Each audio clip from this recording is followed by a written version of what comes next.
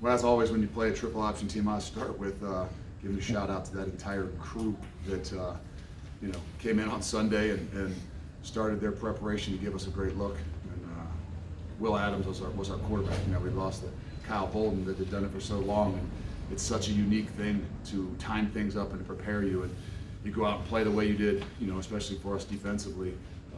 It's not just because of the scheme. It's not just because of the players. It's because of the preparation. And those guys did a phenomenal job. And so my first most important thing to me is a shout out to those guys, because we wouldn't be where we are. We wouldn't be able to do what we did tonight without the preparation that those guys gave us. So kudos to those guys. So obviously a tough one. It always is. That is a hard fought game. I don't think we've ever played them. Maybe one time that it didn't feel like that. And I think coming down the wire, down the stretch, that's a good ball club that always gives us their best. And it's difficult. We appreciate what those guys do, but there's a fight in that crew that never quits.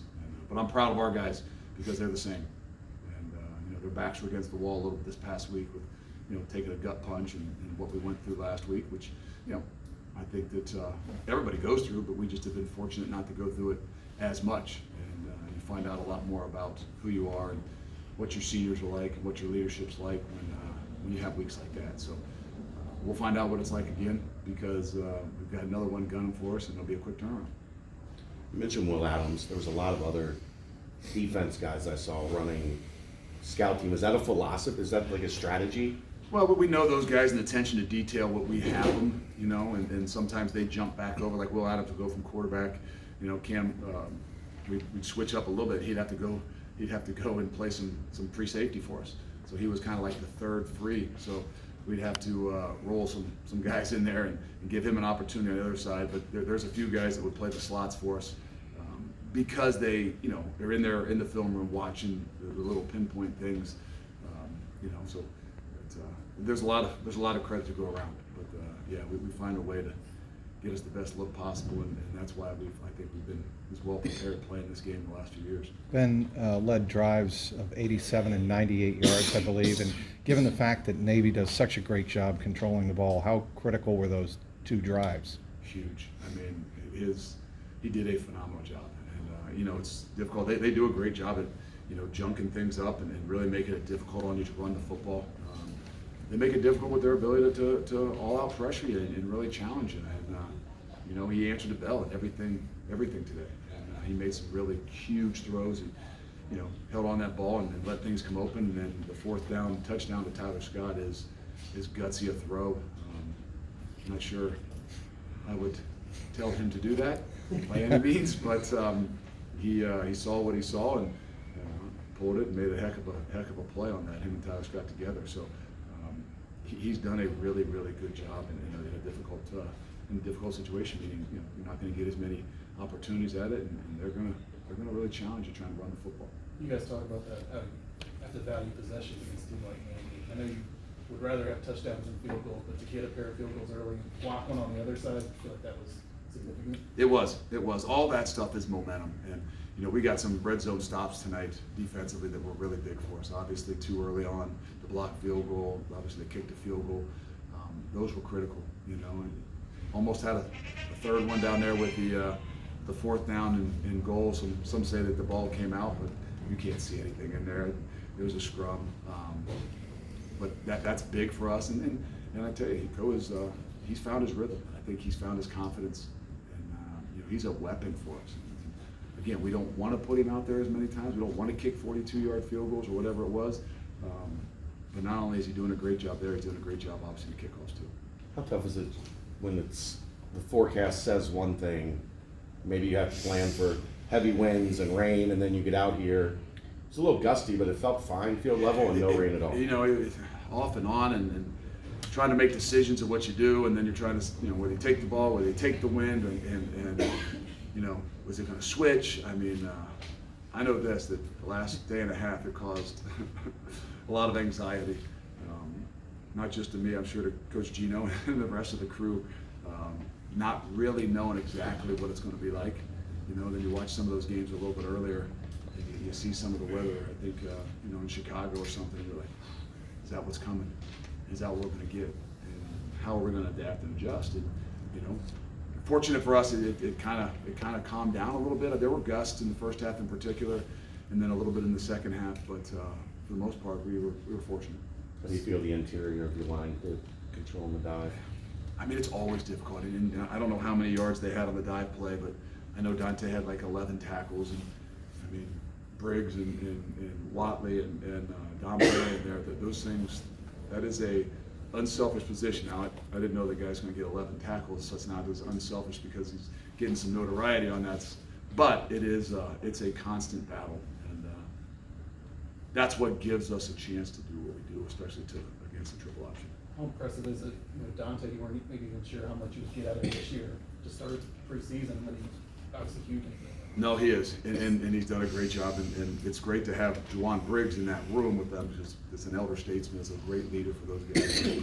And I don't know if it goes unnoticed yet, but I mean, those other guys who have the ability to roll in there is unique too, because we were able to play 4 guys in there, and to be able to put Watley and Don Perry in there, just like at the end spots, when you get back to being able to play, you know, legitimately 8 guys, I think you see what you see sometimes later in the fourth quarter, you know, and that's when I think that we had the chance to take over. Saw Metz at right guard for the first time in terms of starting this year. What led to that change? You know what? I think he's back, he's healthy, and I think maybe it was a week ago or so he kind of came in and, you know, was asking about, hey, when can I get another opportunity? And you know, he had been nursing and really battling his ankle and a lot of things. It's been difficult for him, and you know, so we had the opportunity this week to maybe get him in there a little bit more. And so we were rolling those guys, and I think he probably played most of the game. And you know, Coop was struggling a little bit. I think just, you know, being able to stay in there, and you know, injuries and just, you know, just the nagging stuff. So it gave Metz an opportunity this week to kind of fill in a little bit as Coop was, you know, dinged up a little bit. And I'm happy and proud of him. And he had a little look on his face in there, and I told him I was going to punch him. I really wouldn't, because he's 6 foot 335 pounds. He said, I got a lot to clean up. I'm like, I'm just so happy that you're out there and playing. And you know, so I think that can be a big deal for us too. Big day for Tyler. How impactful is it to have a guy who can take the top of the defense like he did? I don't know that we got the opportunity for him to take the top off, and I think that's the thing that's Tyler has grown so much in, is his ability to not just be the take the top off guy, which we all know that he can do, and he's running those intermediate routes, he's running the, you know, the comebacks and the things, and the, you know, the out routes, and making plays on it, just like the touchdown one, and recognizing the coverage and settling down, and Ben throwing the back shoulders. I mean, it's his ability to continue to grow to be not just a, you know, the track speed guy down the field is gives us a lot of options, and is going to make him play this game for a long time. We don't see Navy run seam routes that much. And when Maynard comes into the game and hits that one play, they were deep in their own territory and hits that play. What are you thinking at that point? It's not exactly something you prepare a lot for, obviously. We obviously work it and things like that, and he throws 2 dimes. He throws a dime on 4th and 5 to a wide receiver down the middle of the field. Then he throws the dime in a coming out situation to a seam route that you know, is a heck of a throw. And we're on a guy, you know. But what I'm proud about is we didn't panic. And in some situations, even like the week before, when the ball moves a little bit, there's a little bit of a panic, and we didn't. We settled down. We just continued to play, and I think that's the difference in ball game for us. When you look at a stat sheet and see last week you only ran the ball, I think 14 times. This week you only ran the ball 16 times. Do you kind of 20? 11, 4, 1? I don't know. Maybe what he gave you. Well, sacks. I'm talking about just straight running plays.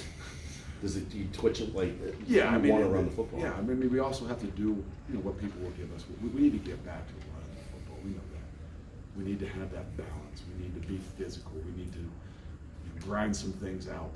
And you know, I think that's what we gotta, you know, we're getting ourselves back to a little bit more. But it doesn't take away from the other things that we can do really well too. How curious were you? I'm sorry, Mark. Go over, John. How curious were you to see how this team would respond from last week to this week? No, you know what? It's an interesting one to respond to as well, because it's so unique. That's kind of what had me a little bit on ease this week, is not that they wouldn't respond, not that they don't going to go out there and scratch and claw and fight. They had a great week. But the uniqueness of what it is that we had to face, offensively, with the limited possessions and everything and every matters, and then defensively with the unique triple option stuff. That's what kind of got me, as those guys worked at it, just their mindset of how they were going to handle this, because it is methodical.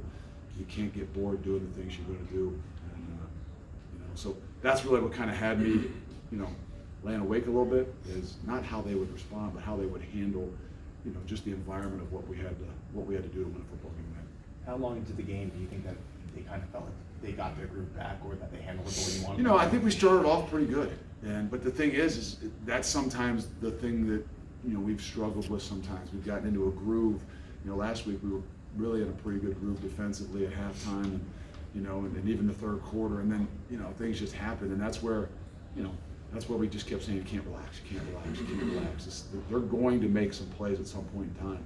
That's what they do, but we can't relax, we can't panic when things like that happen, and I think that's where we took a step.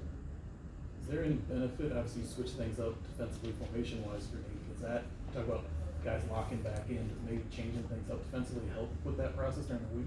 Yeah, I've always said that when you go and you play Navy, especially when your preparations for it makes you go back to those basics. And I'm not saying we're going to try to schedule them as fish leagues and things like that, it's a triple option, but I do and will miss some of those things that say, hey, what we're going to do in spring ball, we're going to spend a day on the triple option. Why? Because it gets you the fundamentals of what you do, and how you play, and how you got to be physical. And then in fall camp, every third night, doing the triple option stuff, because it's so critical. Is it triple option? Yes, but is it really just the focus on the little things, the fundamentals, of not getting bored doing those things? You talk often about the environment here and the atmosphere the fans create. Nip at Night returns next week. How much are you excited about that? It'll be awesome, and we got a quick turnaround for a team that's playing really, really well. I think they'll have 13 days off before they play us, so it's kind of unique. They play on a Saturday, and then we have a Friday game. So, but it is what it is, right? And we'll go back to work. Excited about the opportunity in front of us. Any more questions for Coach? Thank you. Thanks, Luke.